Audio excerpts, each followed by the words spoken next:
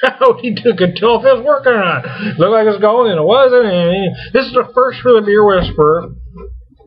I've had many good beers here, and I don't even know who many people are watching this. I'm doing this mostly for my own amusement. But holy cow, this is the first time I've had to do 2 videos for 1 beer. Heady Topper from The Alchemist. A big shout out to Jeremy Weeks for getting this to me.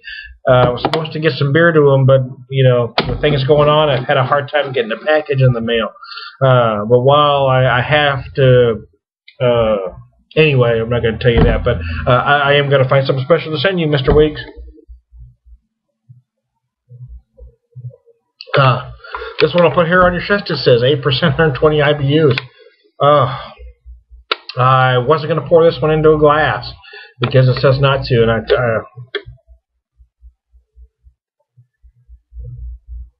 my taste buds are doing some number on me, or this thing tends to shift as you get down to it. Early on, all I was tasting was big hops, a lot of citrus, a lot of pine, and a pretty decent blend of both, which is what I like. It's going to hang on your palate a while. If you don't like a double IPA, this is not your beer, obviously. I mean, it's huge, but if you love an IPA, a double IPA, this one has to be in your top 5 somewhere. I mean, it just has to. It has to. Holy crap, in a basket, this mother humper is good. I tried to keep my other one under 5 minutes and still ran almost 7 minutes and still had more to say. I had to do this again. But I'm noticing as I get, I'm about halfway, a little more than halfway through the can now, I'm getting more malty notes than I had before, and I'm wondering if other folks that have had this beer have noticed the same thing that I'm noticing right now. Because early on I was tasting heavy hops, but now I'm getting some malty notes and some sweeter notes. So I'm wondering if they're all getting that too. Kind of changes the more you get down. That's a beautiful beer, though. The back of the beer says, "Don't be a D-bag, recycle this can." How can you argue with logic like that, right? If you must pour into a glass, you may find that some of the hop resins have settled to the bottom.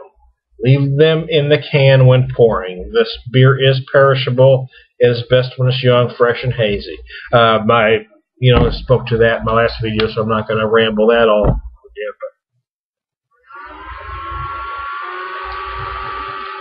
But since I can't see it, I'm going to drink it all. I'm going to drink it all, baby. I'm going to drink it all.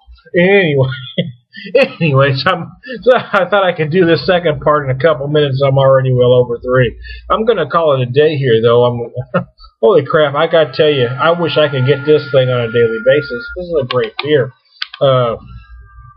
If you've had this before, and you are a fan of the double IPA, and you like Hop Slam and Hop Boom, and this one isn't in your top 5, there is something seriously wrong with your taste buds. This is a beautiful beer.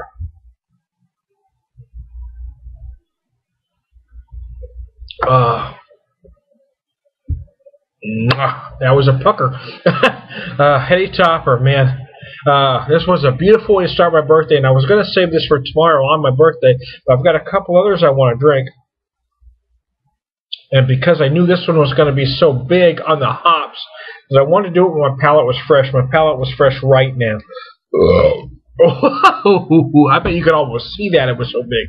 Anyway, thank you all. Thanks for all the birthday wishes. It's time to beer whisper. I'm going to dancing boot on my way out of here. I love you all, and especially you, Mr. Weeks.